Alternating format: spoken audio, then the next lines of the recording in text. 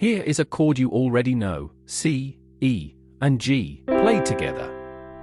That is the C major triad. 3 notes, stacked in thirds, the very first chord most people ever learn. Now I am going to keep those exact 3 notes, change nothing about which keys I press, and yet the chord is going to feel different. No new notes, no sharps, no flats, nothing added or taken away.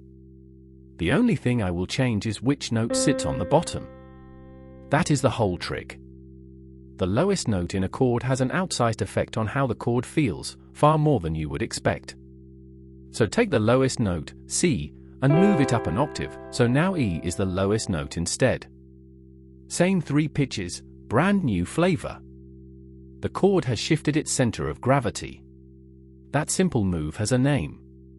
It is called an inversion, and once you can hear it, you start noticing it everywhere, in piano ballads, in hymns, in film scores, in almost every song with a smooth-moving chord part underneath it. Inversions are one of those ideas that sound technical but are genuinely simple once you see them on the keys, and they instantly make your playing sound more professional. So let us take all 3 shapes of this one chord, one at a time, and listen to how each one feels. We will start where every chord starts, on its root. Let us start from the ground floor, the shape we just heard at the start. When the root of the chord is the lowest note, we call that root position. For our C major triad, that means C on the bottom, then E, then G stacked above it, in that order, from low to high. C is the root, the note the chord is named after, so root position is simply the chord sitting on its own name. This is the shape you build first when you learn chords, and it is the shape your ear treats as home. There is a reason it feels so grounded. Listen to the spacing, a third from C up to E, then another third from E up to G, 2/3 stacked, nice and tidy, evenly spaced. That neat, symmetrical stack is what gives root position its stable, planted quality. Root position sounds solid and settled, like both feet flat on the floor.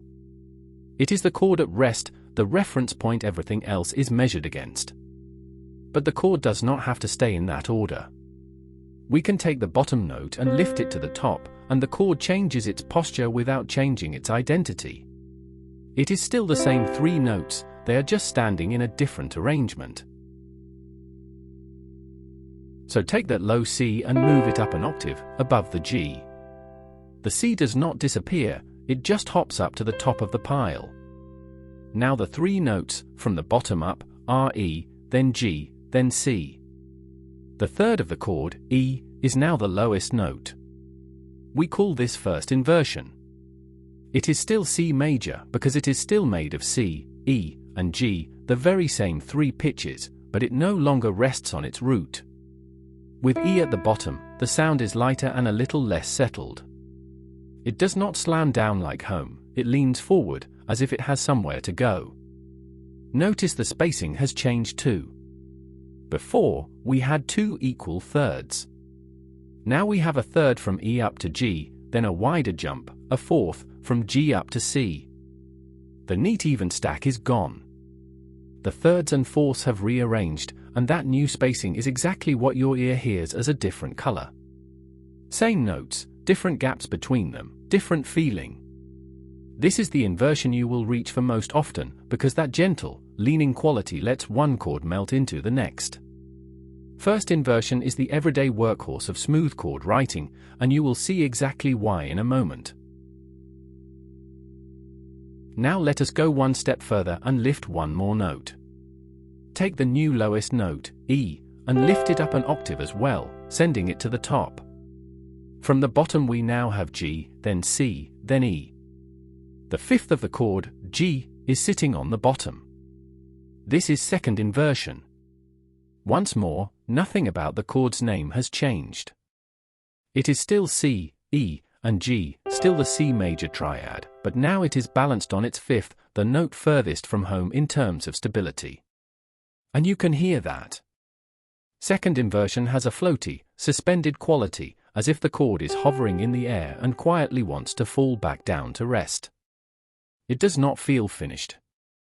It is the least stable of the 3 shapes, and that is not a flaw. Composers use that restlessness on purpose, often right before a strong resolution, to build a little tension that the next chord will release.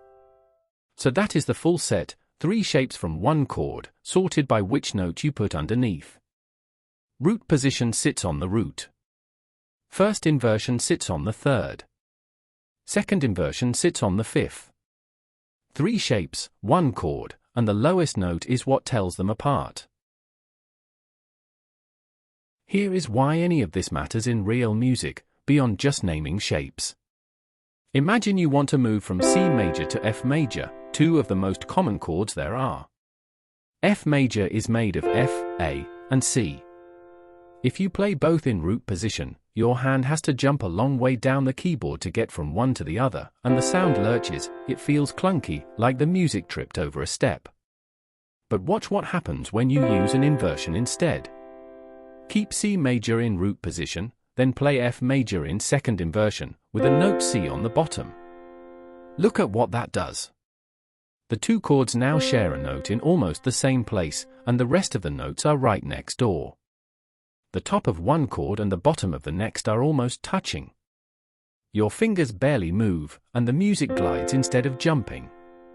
That smooth connection between chords, where each note travels the shortest possible distance, is called voice leading, and inversions are the main tool you have for it.